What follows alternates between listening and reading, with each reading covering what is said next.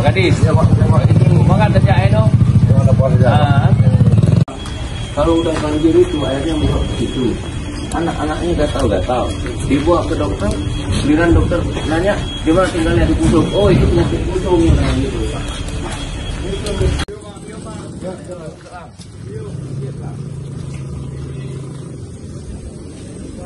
Kamu videokan kasih itu ke dinas PU.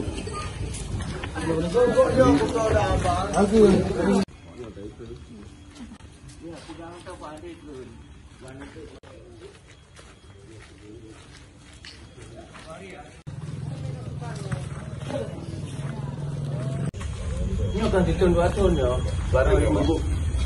Apa namanya? Saya lagi udah buat saya sudah ini semuanya.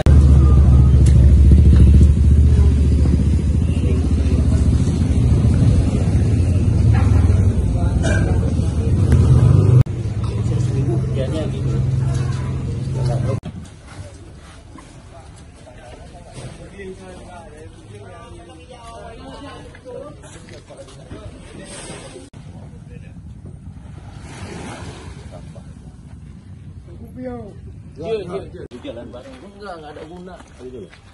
Bukan lagi waktu.